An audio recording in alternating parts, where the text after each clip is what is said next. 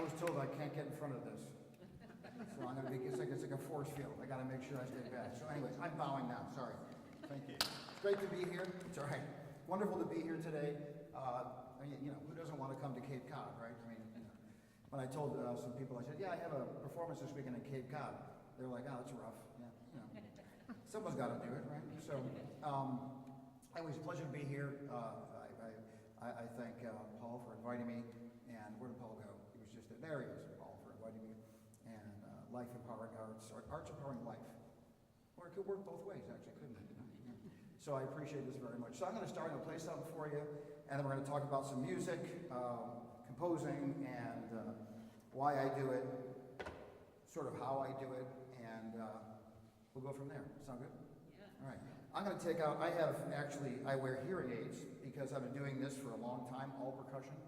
And unfortunately, I have what's called tinnitus. I'm sure you've heard of this, and maybe some of you experienced this. So I remember when I went to an audiologist, and I said, you know, they did a test, and she said to me, she goes, you need hearing aids, and I said, oh wow. I said that's hard for my pride, and she said, well, I can't help you with your pride, but I can help you with your hearing. I'm like, okay, thank you. So anyway, so I'm going to take these out right now, and I go in and out. But anyways, for you young percussionists, that if there any are here, I suggest, when I was younger, they didn't tell us to wear, there was really no culture of wearing protection, but now it's really an important thing, and I think you should do it for sure. So anyways, here we go.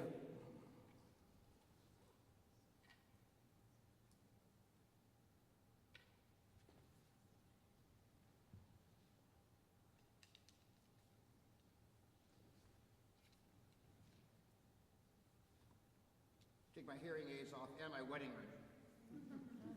I'm single when I perform. No.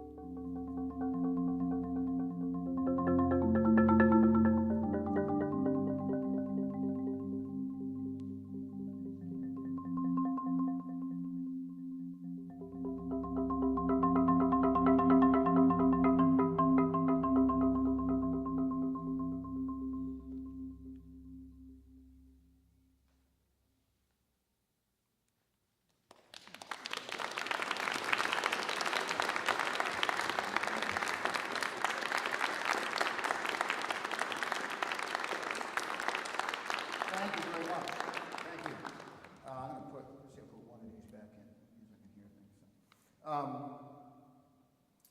think as your program indicates, that's called The Islands, and that's, actually, I should show you. That's something I wrote a little while ago, and it's kind of evolved, and we're going to talk about composition here, and this is one of the pieces that I wrote that sort of started as an improvisation, and this became a piece of music that I play, and actually, ironically, I haven't written this down yet. I really need to, because there's a video, and people write to me all the time, and I always respond to the email saying, yes, I should have this done by next month. It's been about 10 years, and a lot of those months have gone by, so. But, and this is really a good example of, and I'll come back to this in a minute to talk about this, a good example of how just one simple idea becomes a piece of music, and how it can be really fun to do that. So, Paul asked me for a title for this, and I sometimes I think of composing as like a puzzle, which is kind of fun. It's like you're trying to figure out a way to, to kind of make these pieces come together and solve a problem in a way. And so I thought it'd be kind of fun to the composer's puzzle, how it fits together. And I remember being a young student at Eastman when I was a student there actually, and learning about, learning in music history, music theory about how pieces came together, what made these pieces work, pieces by Mozart, Beethoven, and Bartók, and kind of understanding, oh, look at this motive and how it evolves, or look at this chord structure and how it evolves, or look at the form and how all those things were fascinating. It was very interesting to me. And I think that's a really fun window to sort of dive into. As a performer, I always say we come through the front door in the house. We come in, we learn the music, and we play it. And as we, hopefully, if we're really committed to what we're doing, as we learn the music, we're also learning what makes the music work, how it ticks, what makes it tick, and the form of it, and the different sections, and you sort of understand it. When you write music, I feel like you come in the back door, and you think of it a different way. And I think my first experience with that was after I've written some music and hearing other people play your music, you realize that's a different experience than playing someone else's music. So it's really kind of fun. So let's go through, let's see if this works. This is my meager PowerPoint. I am not a tech guy, but I feel very proud of this. So I hope you enjoy this. Let's go here. Why do I compose? Well, one thing is to learn more about music in general. I'm going forever. I think it's really important. I was just asked a question for an interview with a magazine about like what are one of the most important things that has helped you. And I said I think the desire to always learn, no matter what stage you are in your life, whether you're a student or this is my 40th year of teaching college. I still have a lot to learn. I'm still interested in learning new things, new repertoire, getting better. So that's important. This is an important one.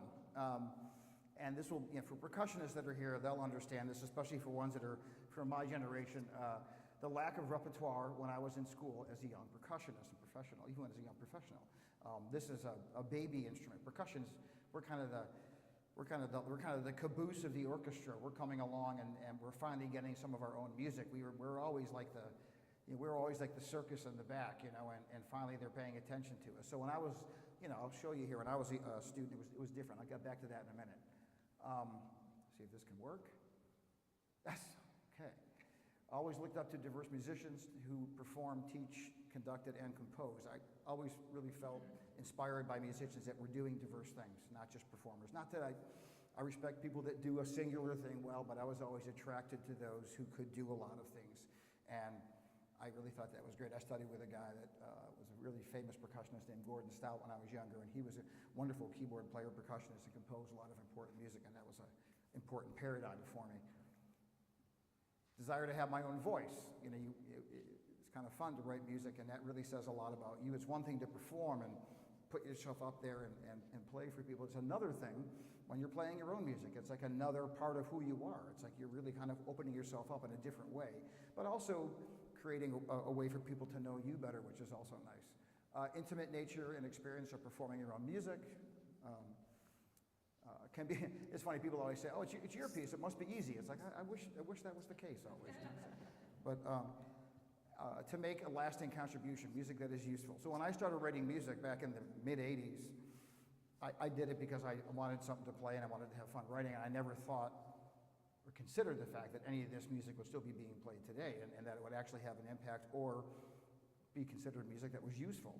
And the fact that it is an amazing blessing to me and very powerful for me to see people playing pieces that are about the 80s and early 90s and pieces today that people play all over the world. It's a remarkable thing, and it makes it feel really, really worth it.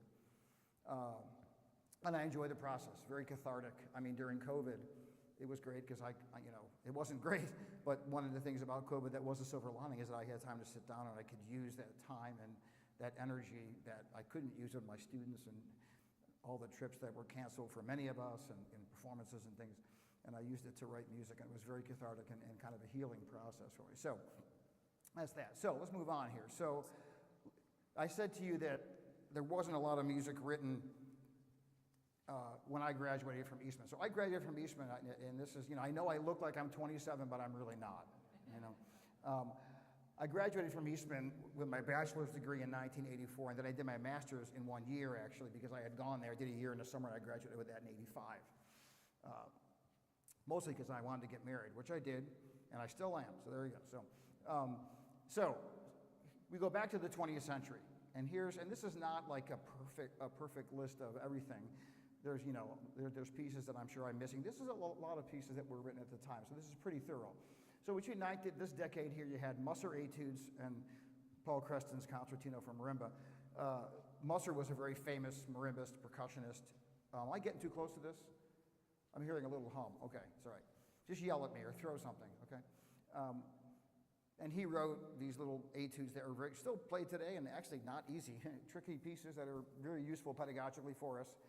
He also he arranged these big like transcriptions from marimba orchestras of 100 marimbists, and so there was a lot of what was going on. We didn't have music, so we used transcriptions. So you have like Finlandia for 100 marimba players, no kidding, and Carmen, and really beautiful things that happened in Chicago with the World's Fair in the 30s. It's really, really cool stuff. So that was going on then. I wasn't alive yet, just so we're clear, okay?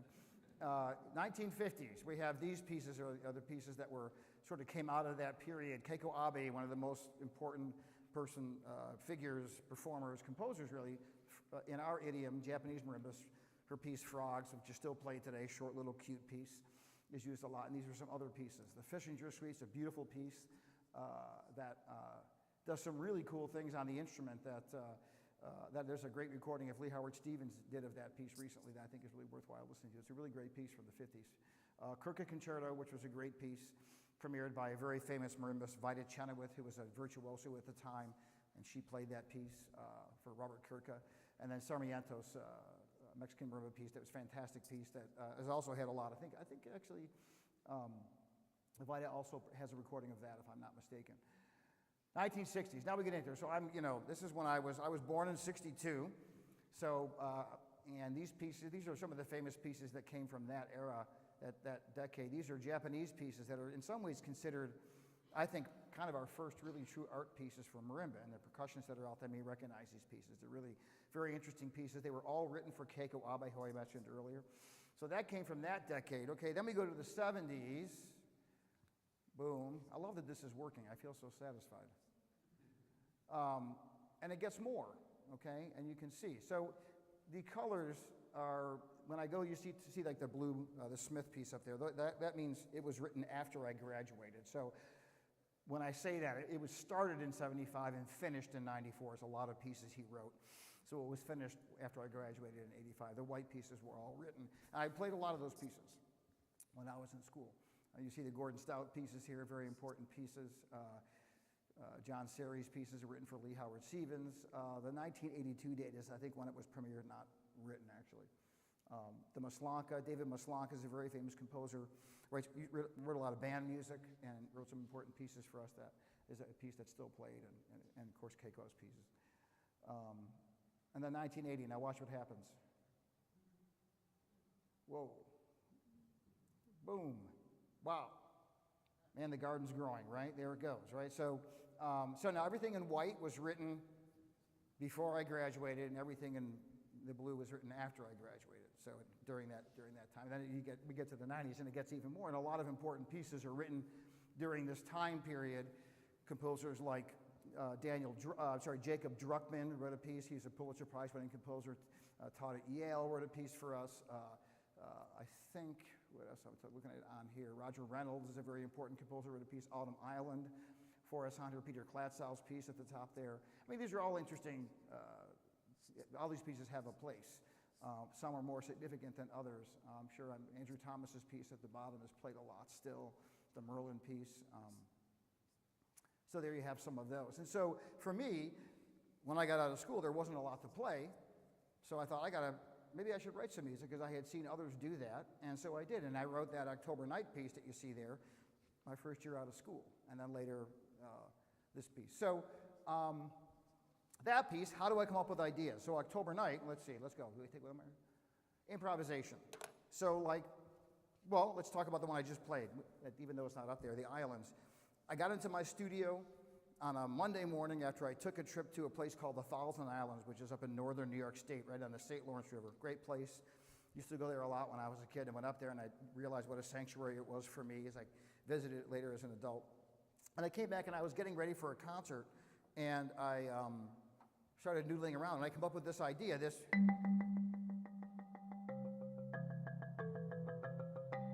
all it is. Very simple, right? I actually kind of thought of it as like James Taylor. Who knows James Taylor? The singer? Please tell me. Good. Sometimes it's like people don't know. I feel really depressed about that. So, and I just messed around with this idea.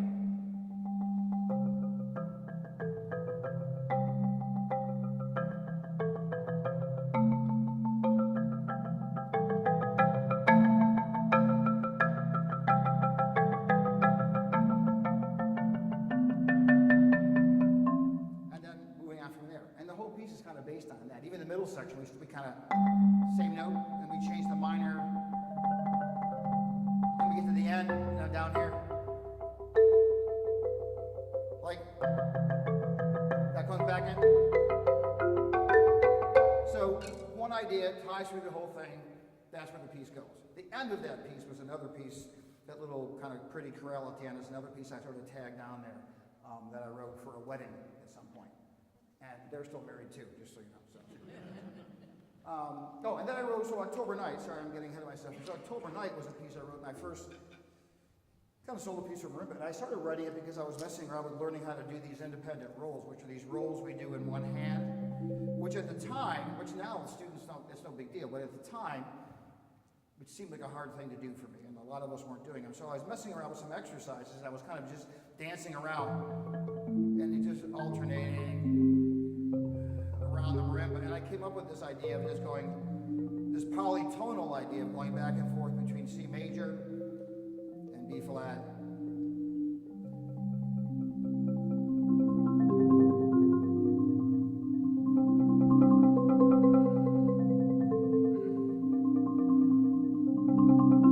And a piece came out of it, and I wrote this piece called October Night, and it went something like this. Just a little lecture from us, and then there was a faster movement as well. After that, I wrote a piece called Caritas, same kind of thing. And there was no notation software. I played the piano okay, but this was my vehicle, as I'll say. Later I talk about that, like the piano was for others, and I was messing around with some other ideas. This piece called Caritas that I wrote in 1991, I was messing around with some sequential ideas, and this hand's doing this, just back and forth, which I think I got from a Gordon Stout piece. I don't know, but that's probably where I got it without realizing it. So I'm going back and forth, and then this end, back and forth here. And then I realized it would be cool if I just changed direction. It changes the melody, then back, and then move it around. And then start moving it around, create melody.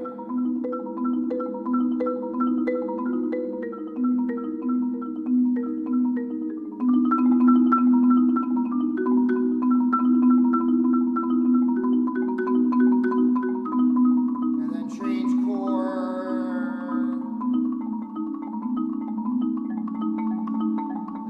etc. So that was that piece, and it grew from there into a piece of music, and that's just a little idea that I developed into a piece. So a lot of it started as improvisation. And I still do a lot of that, although it's changed a bit. Where else? Lots of listening. I listen to a lot of different kinds of music. I'm going to show you that in a minute here. And that sort of becomes the fabric or the tapestry of who I am as a musician. I encourage my students to do that as well.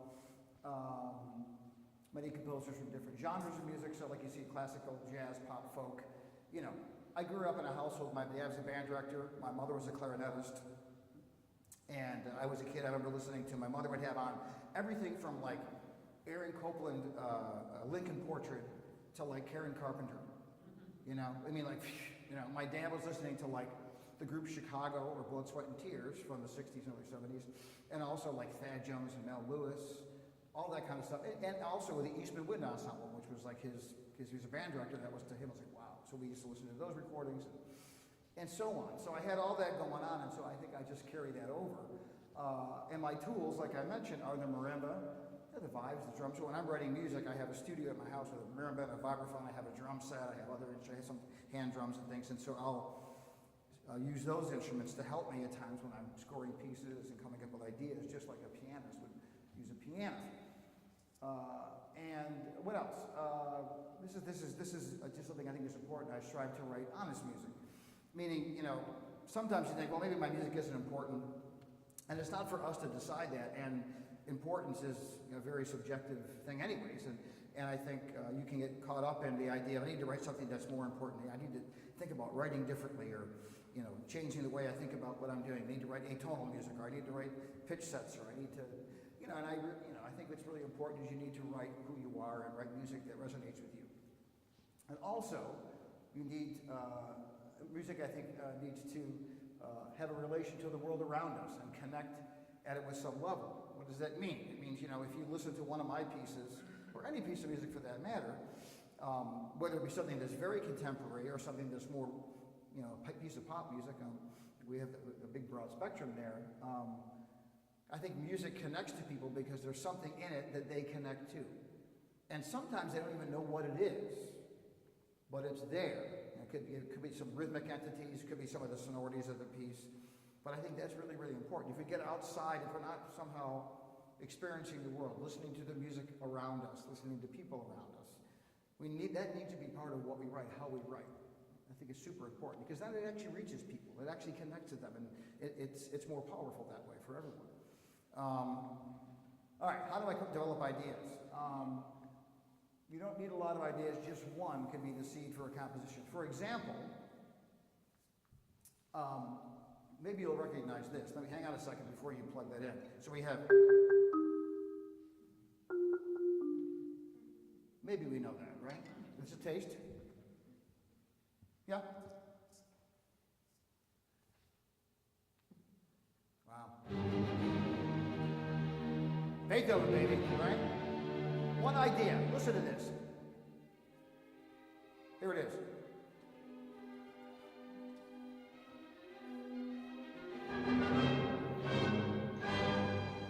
Again. Then he just keeps going. Right, we got it. We can stop. Perfect. So we all know that, right? That's the first movement of Beethoven 5. And that's probably the most powerful example of development that there is. I mean, I guess that's a provocative statement, but in some ways it is, because it's just that motive, that little minor third motive he starts with, major third time, and then minor third. Then he goes, and he uses that motive, and that's the whole movement, and it's fantastic.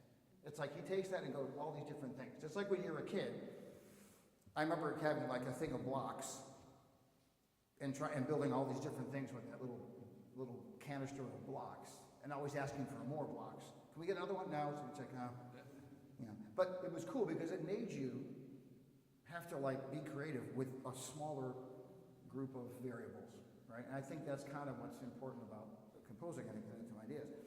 And there's other, you know, I was going to say there's other. I'm going to get behind in my talk here. I don't know how much time I have, but. You know, there's this, and you know this. It's just famous pieces. You know this, I'm sure. Bach's first cello suite. And that just stays. Again, he just keeps using that through the whole movement. It's really beautiful, right? And that one motive, you hear it all the time through there. It's another great example of it. So you can hear it throughout music. And I think that's a really powerful tool. So now, the developing the idea, that's the fun part of the process. So like this piece I'm going to play for you later, of mine called White Pines, I had this idea of trying to write something. Actually, this was a commission that I had from a really important percussion group from the history of percussion called Nexus. And Nexus they were like my heroes when I was in school. They really kind of, for all purposes, the very first professional Western percussion group. Many of them were Eastman grads from before my time, but I looked up to them. And at one point, they came to me and asked me to write a piece for them, and a piece that I would play with them, which was a really exciting thing for me. And it was a hard thing for me to do because it was like, wow, I gotta really write something great to play with Nexus. Well, this is the middle movement of that piece, and I was really fascinated with the idea of the marimba maybe sounding like a guitar, like trying to get the marimba to sound like a strumming guitar. I used to listen to a lot of Pat Metheny, but before Pat Metheny, do you know Pat Metheny? Fantastic jazz guitarist. Before him, listening to listening to Albanese and recordings of classical romantic guitar, listening to like the Rodrigo Guitar Concerto. I always loved the guitar and how it related to the marimba. So I came up with this idea of almost like a strum as you start, right? And then this idea of strumming, or just kind of comping in a way, like a guitarist, but then using a pedal point and moving in different directions from the pedal point. So if we start here, we're going to move down.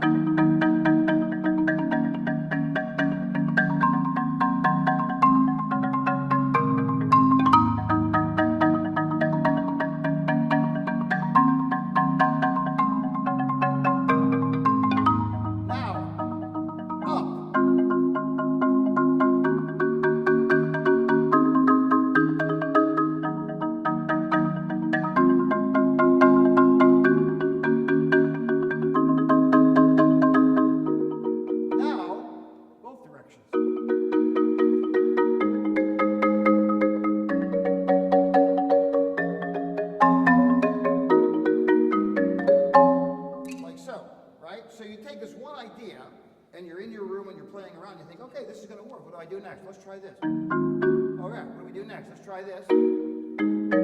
Wow, and that really set me going on writing this piece of music. And it was just started by that one idea, and it kind of stayed the same. Same with the motive. Stayed the same. And then you just change things a little bit. Okay, so in this movement, too, with the meter, we get up to here, and we're in 4/4. 4 beats to a measure, right?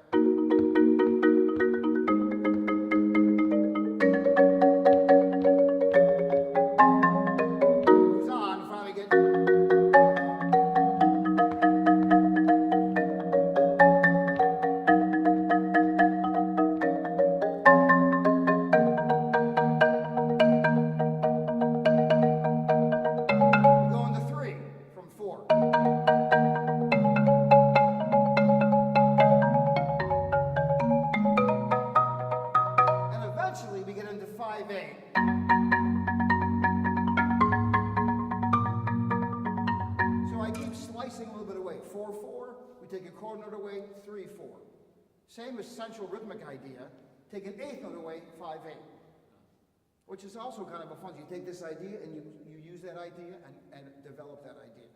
And by doing that in the meter, for all you musicians out there, the cool effect with that is that you 4/4, you move to 3/4, you take a beat away, it feels like things move forward. It's almost like, woo! You kind of stepped up in someone's house. Then you take an eighth note away to go a little further. It makes the whole thing feel like it's moving forward. It's kind of fun. So that's where that comes. I'll play that for you later. So there's that. How you doing? You bored or you good? Good. We're trying. Okay. So there's that. So now we're going to talk about this duo of mine called Sweet Dreams and Time Machines. And I'm going to use this on the slideshow with some videos of me playing it with a former student of mine and really wonderful percussion composer, Ivan Trevino. This piece was commissioned in honor of a really dear friend of mine who passed away, actually, in 2013. He got cancer, and he was the dean of the Eastman School. So he was the dean when I was hired, a super great guy named Doug Lowry, and another former student of his asked me, would you write a piece for us to play in honor of Doug? And I thought, oh my gosh, I've never written a piece before that was really in memory of someone. So it felt like, kind of a big thing to try and do. And there, we're all going to learn this. No, I'm kidding. So the title of it, just quickly, the title of this piece comes from James Taylor in some ways. So James Taylor, I think probably his most famous song is one called Fire and Rain. And the refrain is, oh, I've seen fire and rain. I think I've seen lonely days that I thought would never end, but I always thought that I'd see you again. And the tune, actually, if you listen to it, is about actually his fiance dies in a plane crash. It's really sad. And that's what the lyrics are about. Well, to me, one of the most powerful lines in the piece comes later in the piece, or in the song. And he says, sweet dreams in flying machines, in pieces on the ground.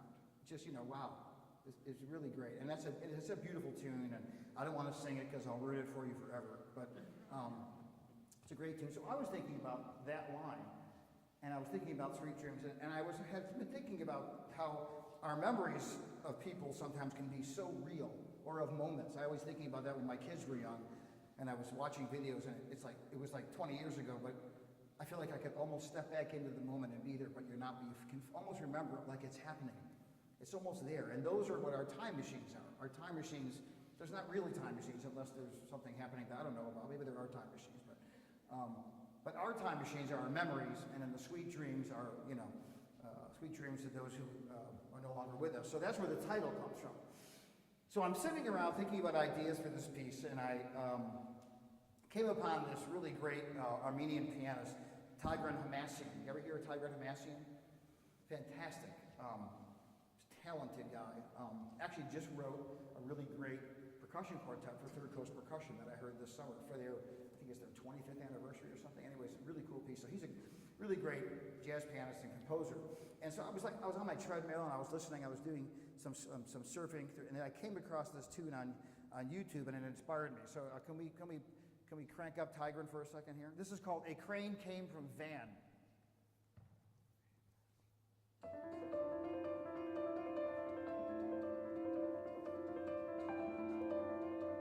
I love the color, the upper register, it's so beautiful, but then it sounds like the tempo is, it sounds like it's a bigger tempo, and then the band comes in, and you're like, that's the tempo? I would never have known that. So cool, how this is going on and this is going on. All right, we got it. Check that out, Tigran Hamasyan, A Crane Came from Van. Really great stuff. He has a lot of great stuff. So that inspired me to write this. So then I wrote this introduction, this line that I play on the marimba.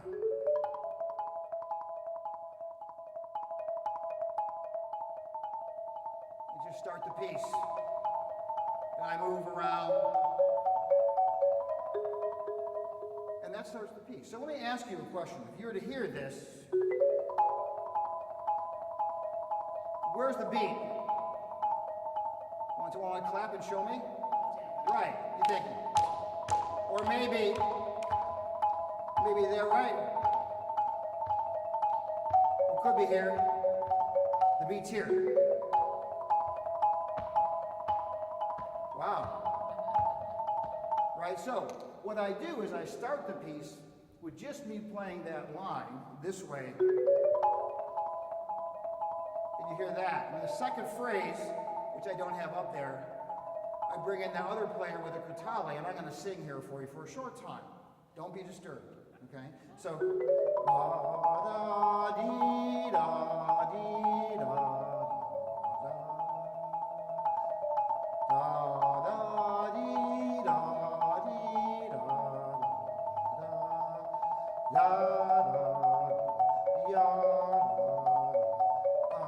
and it keeps going, I keep going.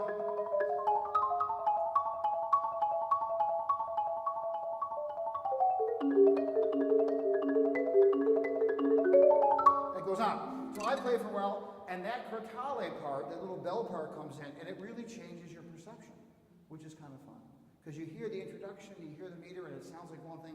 Then all of a sudden the second phrase comes in, and the melody comes in, and you're like, whoa! It's like, I always feel like it's like taking a lens, and you're seeing like something maybe in the foreground, and then the lens goes like, you see the background, like, oh, I didn't realize that was there, or something, kind of thing. So, and then the rest of the piece works that way. So the introduction works like this. And when the Cortalias come in, they play like what I call like a dies irae, or a little theme that goes on. It's called Doug's theme, which is, and you hear that throughout the piece. And it moves on. He plays that in the quarter notes above my little 4 against 3 32nd note thing that I'm playing. Okay. As we move into the act past the introduction, which we'll get to in a second, then comes the body of the piece. So we have that theme that happens up there. We have this motive, which you hear all the time. And then I come in with kind of the first really, without, the first section theme area, which is this.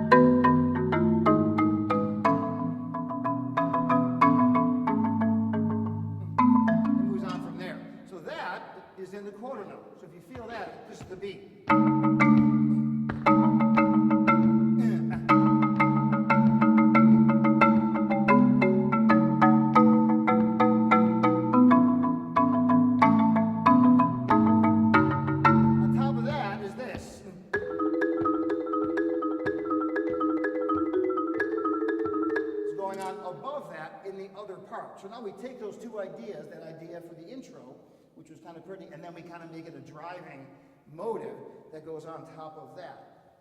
So again, this is in 3 in a slow quarter note, and this is in that like 6/8 feel above that. And we do that through the whole first part of the piece. In the second section, they roll reverse. I'm not going to show you a video with it. They roll reverse, where marimba 2, my part, starts playing 32nd notes.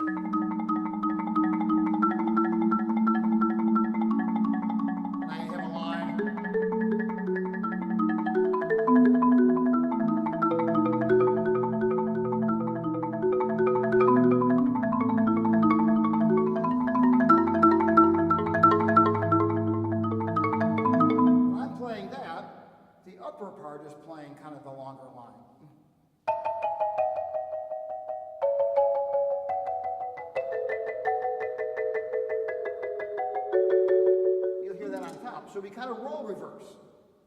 I'm playing the busier part, he plays the slower part. And we switch it around that way. And then we come back to it at the end, and you're going to hear this. Well, maybe let's do this first. I'm giving you too much. Yeah, and there's that section I just played for you. There's ya-la-la-la on the bottom, and the busy stuff on top, for those of you who read music. And those of you who can see that from a distance. I don't know if you can see that. All right? And then there's the second section where he plays his 16th note slower part, and I play the faster part on the bottom. So the energy keeps moving through the piece, and the motive, the 16th note idea, just sort of passes from player to player. And you get this.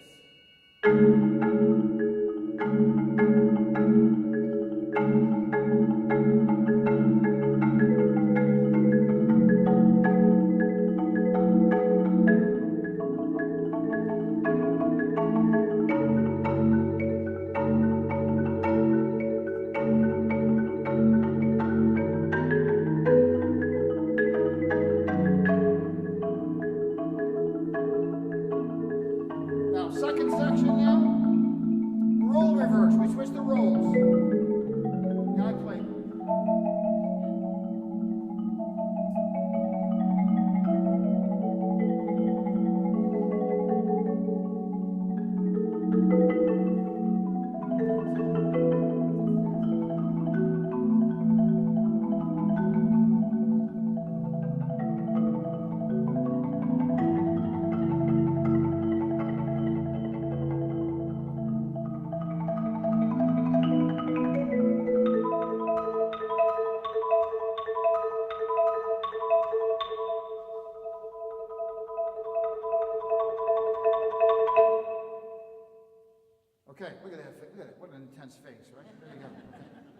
come out of this and we come back right out of that section into a reprise, again, of ba-na-na-na, but then the faster part plays an octave line on top of that, sort of developing that 32nd note motive further with a big line on top that just is, that starts on G sharp and just comes down the instrument. It's like you're going to hear this big sort of soaring line on top. And we come out of it by affirming it with the 32nd notes. Here we go. Again. Now,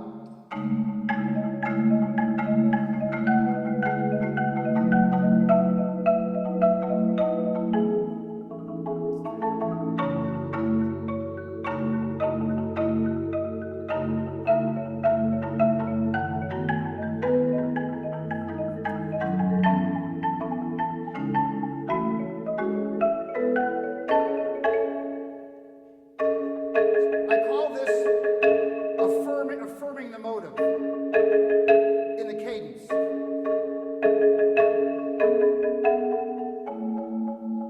Now we make a transition. We go back to Doug's theme.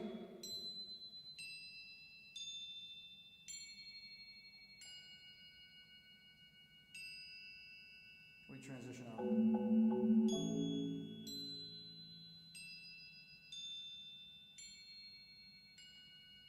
Those are called crotales, by the way, antique cymbals, tuned.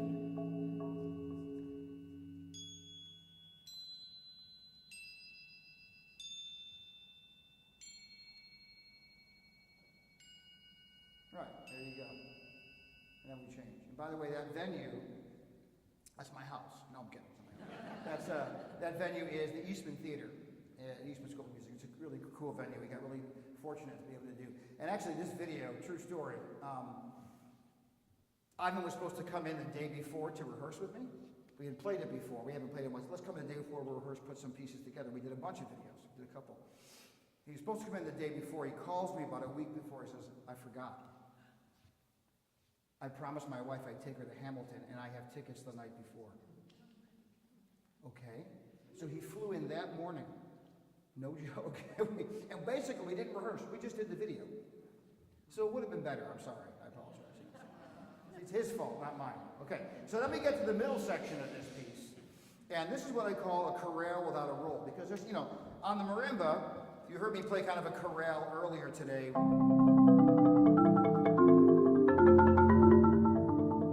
Where we kind of roll. We play Bach chorales. These aren't the best mallets.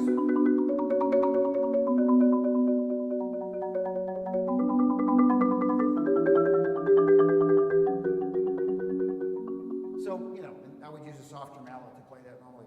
So chorale playing, like that we call it, is something that is sort of traditional on the marimba. But I think we can also make the same effect, or a similar effect, I should say, by using the resonance of the marimba and striking it without having to do this rolling, which can sound kind of agitated. It can be beautiful, but also get the way. So this next section, again, I use the theme. You're going to hear that in there a little bit in the upper mallet. Both parts go back and forth. I'm going to play this section for you, but it basically starts on down here. You hear it back and forth, so you're going to hear it's kind of, which is part of the Doug theme, and we go back and forth on this motivically, and we kind of pass that back and forth, like so, and you're going to hear that go kind of like a canonic entrances between the two of us create this longer sort of organ-like section. I really enjoy playing this section. It's super fun. You can check it out here.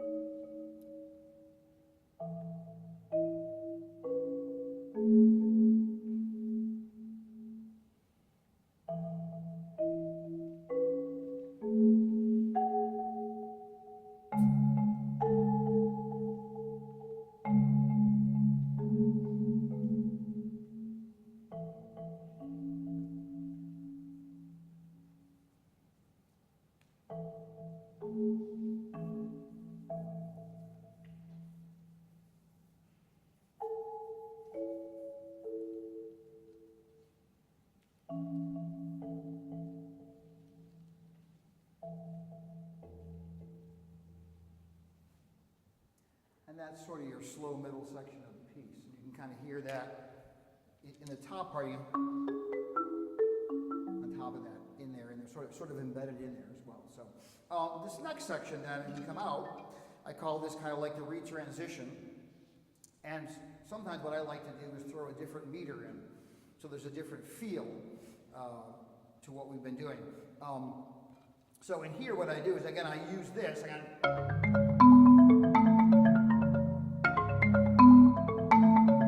You hear it? It's right in there. I embed that in there throughout this whole, I call it a section in 21/8, which I thought it was fun to write something in 21/8. It made me feel like sophisticated somehow. I don't know. But and on top of that, you're going to hear Ivan come in with like some A.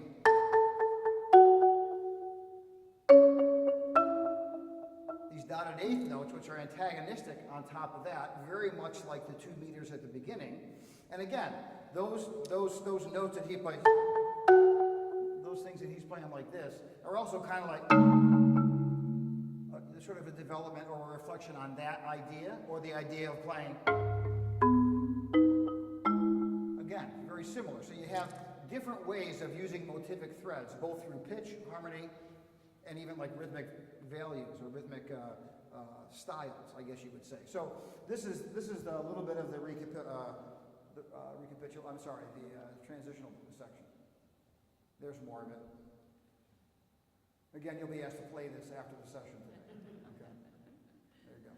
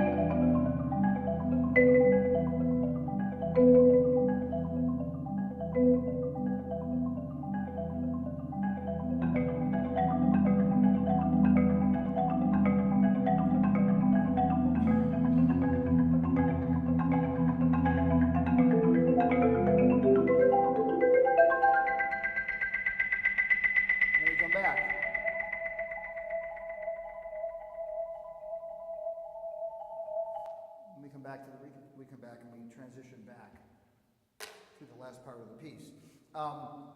We come back, I recapitulate, and we do a version of that second A prime section where he plays those octaves, and then we come out of it, and I play that whole section again where I'm doing this stuff, and he's doing that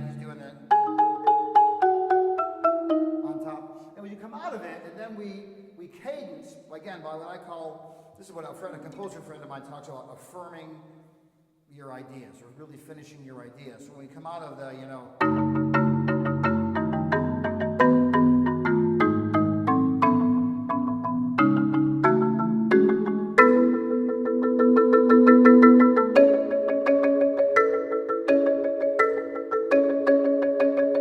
get that going, then he enters against me, you see in the last measure of the top system there, and we kind of play that in a hocketed canon there to really kind of finish the main body of the piece. And then following that is a codetta, where Ivan plays the theme from the beginning, that Doug theme in the bass.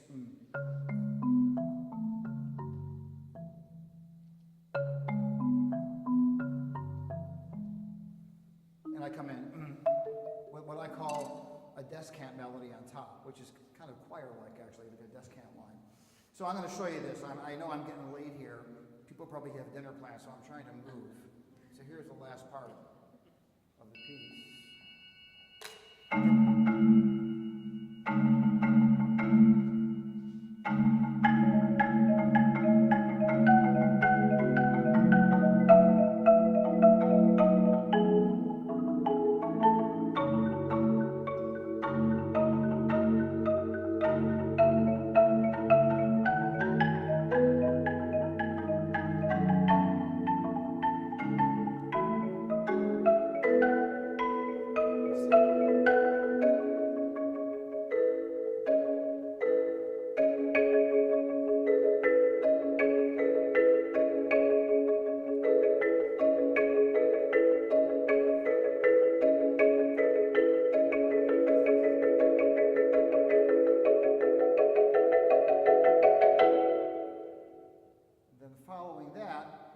bayonetta, and here's what it sounds like.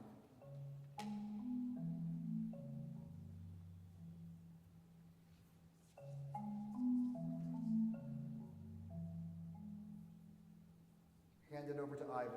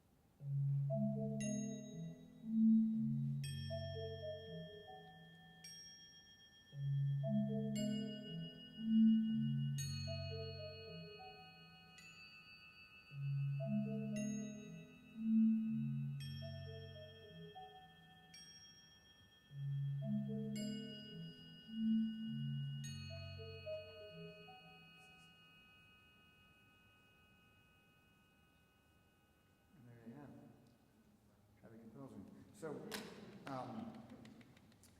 there's probably a fast food course on how that works, but it's really fun to put these ideas together, and it's really fun also when you get to play it and see it come to fruition, to see the pieces come to life, and to see them played, not only by yourself and friends, but others, and it's very, very special. So, and that was a special piece for me to write, for sure. So, can I keep going here, or do we have to stop?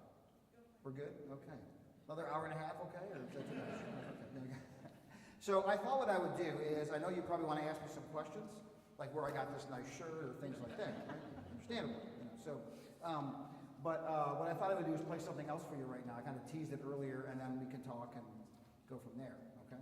So I'm going to play for you White Pines right now, which is the piece part of the piece I wrote for Nexus. This is a solo version of the piece, and you're going to hear that beginning part that I talked about. The middle section has a contrast to it. You can listen for the return of that section and how that develops as well. And you may have questions about this when you hear it. And you can also listen to this. That piece is online. That video you saw right there is online to watch on YouTube. I think maybe Paul shared it on one of the on social media or something. There's also, this piece is also there's a version of this with ensemble online as well to listen to if you're interested in checking it out. So this is White Pines. We'll take it around the turns for tonight, see how it goes, and then you can do a little Q&A before. I really want to have some lobster. I thought it was the place to come for that, so I feel like that's what I'm going to get tonight. So here's White Pines.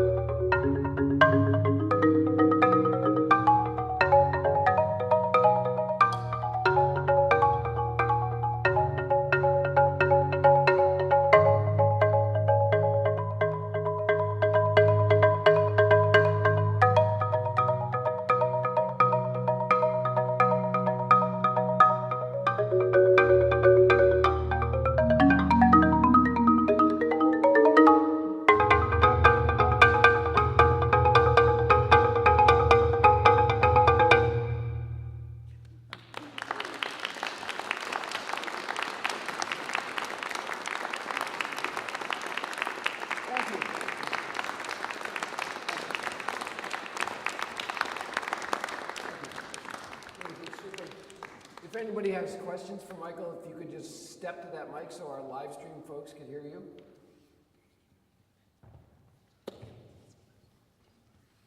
Here we go, questions. Hi, yes, thank you so much. About the piece that you composed, you were talking about for the man who had died. Uh-huh.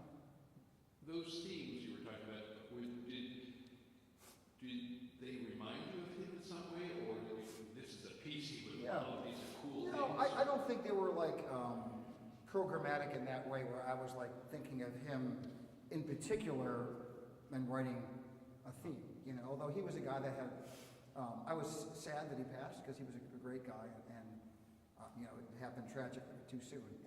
But he was a guy that, like, some of the energetic stuff, he was kind of a funny guy. So a piece he might like.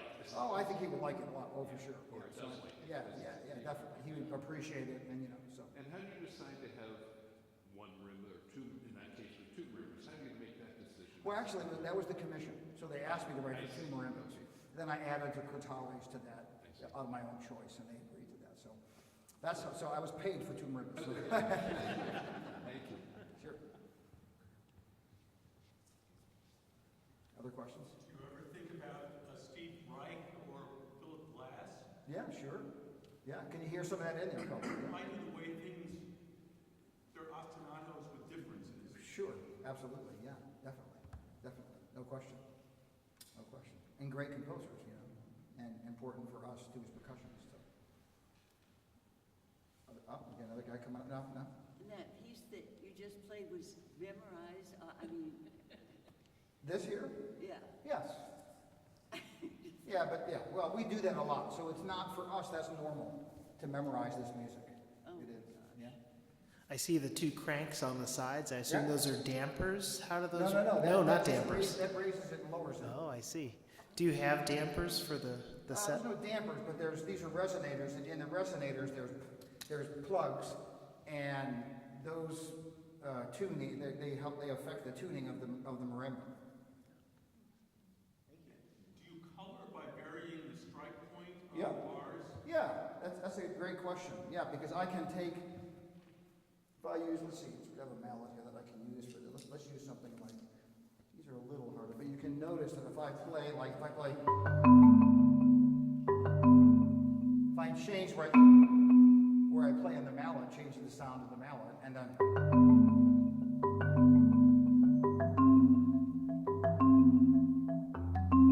sorry, right, so I'm moving. You can also use the bar. So at one point in the first piece, I was rolling over the bar chord, and that creates a certain sound, and then I moved away, and that creates a different sound, right? So. Why do some notes sound as if they're sustaining longer than others when you're playing a chord? Well, that may depend on the register, because you get up into this register, and the room is great in that way. When I play down here, the lower register from middle C down tends to sustain longer. Yeah.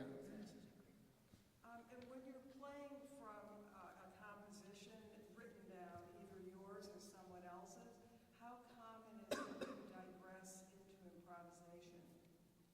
How do I digress? No, is it common to digress into improvisation? With these pieces today, no. Not these, but you could have that.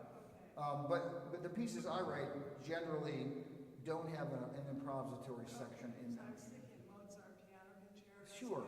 Cadenzas. Right. Marimba composers write pieces that allow a cadenza.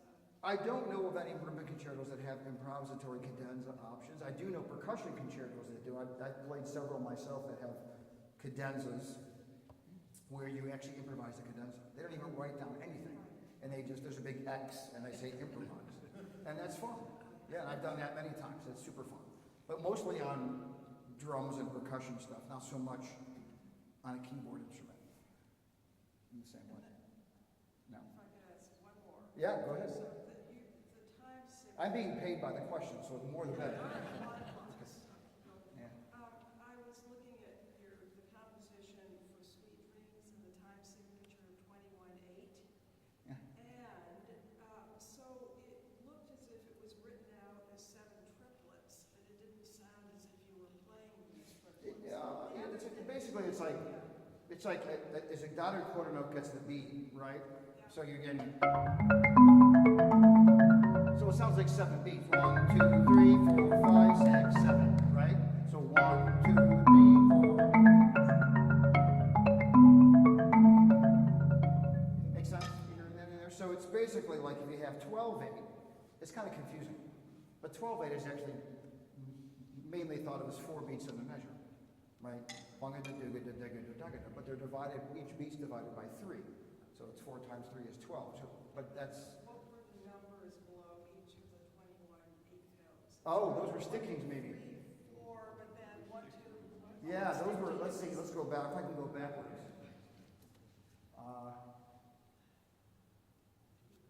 The numbers. It was previous to that. Oh. Oh, because, yeah. Oh, there, yeah, okay, so these are stickings. It's like finger eights, right? So this is telling someone that, and I never enforce them, but, you know, so that's like 1, 2, 3. See, this is mallet number 1, 1, 2, 3, 4, right? So that's showing you, and sometimes that's helpful to a percussionist to say, okay, here's how he was thinking of this, right?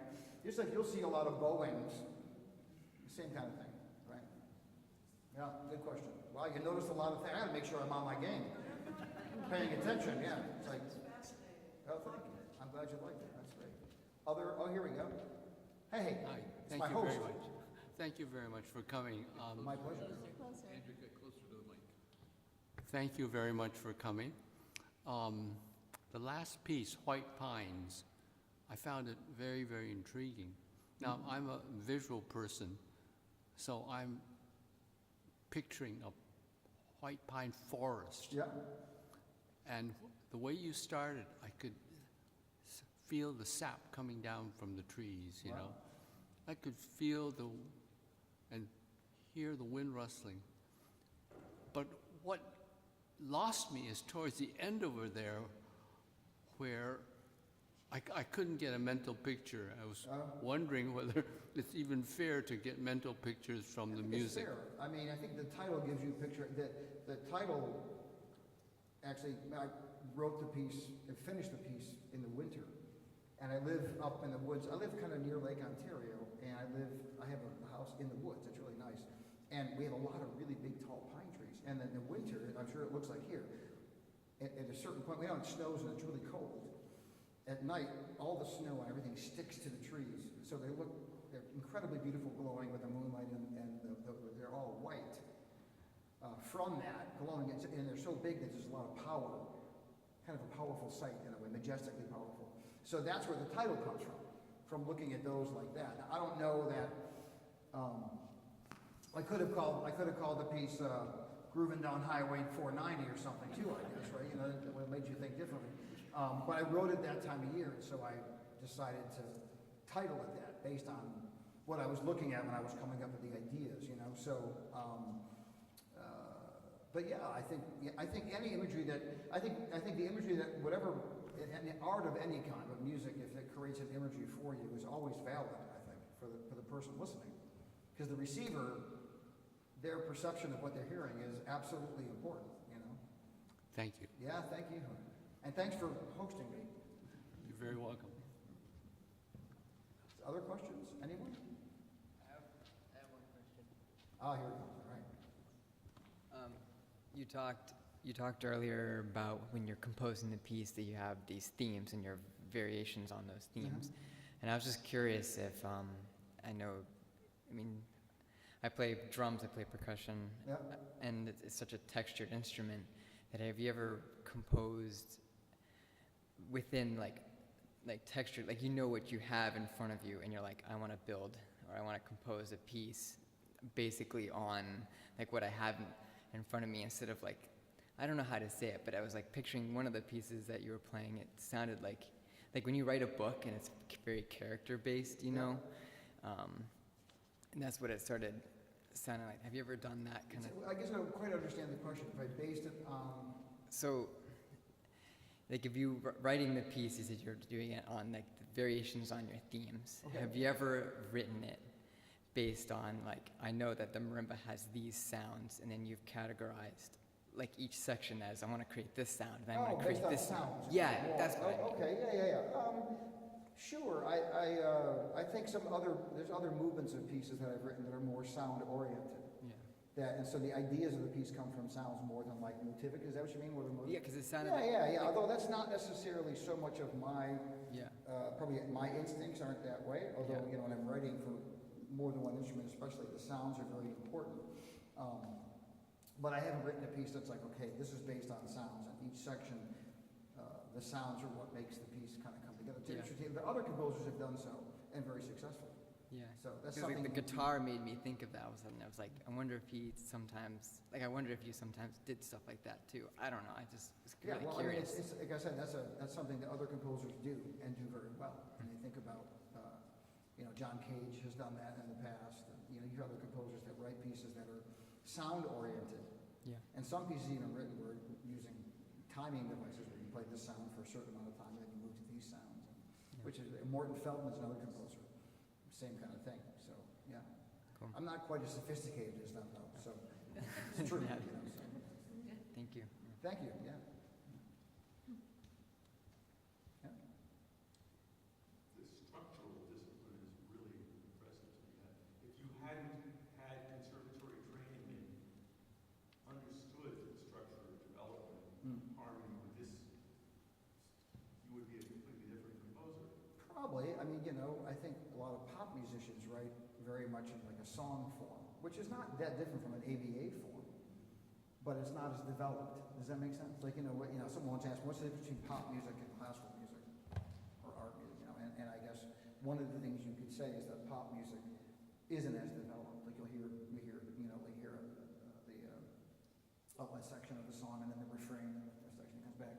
And the development really probably comes in those areas from the lyrics in some ways, right? Because the lyrics may develop as you go through, like with James Taylor songs, for example. With classical music like what I'm writing in some ways, even though, again, I hate, sometimes I don't even call myself a composer, I just like to write music, but you're developing ideas in a more thorough, you're taking an idea and you're really hashing it out and developing it over a longer period of time and developing it. That's the difference. But it can have similarities, right? Because some of this can sound like pop music. But it's never strophic. There are always changes and differences. Right, yeah, it kind of develops in that way, yeah. So that's, and so I think musicians that are not as trained in that way, maybe that's true. Eric Whitaker, maybe you know him, famous choral conductor, right? Beautiful music, right? And he came from rock and roll kind of in a way, joined the choir and fell in love singing, I think it was Mozart's Requiem, fell in love with choir music, and then started to write music, and then got into Juilliard, and look who he is now, so, and he has beautiful structure in his music, and, some of it I think is also logical, and it's also, you get ideas, and you can kind of, from listening to a lot of music, I think you have intuitive ideas that help you develop in a way that feels natural. Oh, I hear this, if I sing this, then next I want to sing this. That can happen, so, yeah, I mean, some of the metric structural stuff that we talked about and all that may come from more training or from playing more music, because the music you play, not just listen to, but the music you perform, also becomes a big part of who you are and what comes out of you. So yeah. Yeah? All right. Thank you guys for being here. Appreciate it.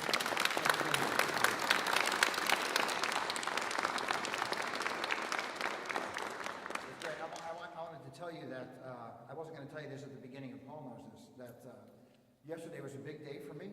Not only because I drove to Cape Cod, but it's kind of a personal thing, but it's special for me to be here. I was diagnosed with cancer in April, and I had treatments throughout the summer, and yesterday I found out that it's gone. So, yeah. So, it was, I had the feeling it was, but I found out yesterday it's kind of a special day for me to get to play and do this, knowing that just it's kind of a freedom in that. It changes your perspective. So thanks for being here. It's an important day for me. So. Wonderful.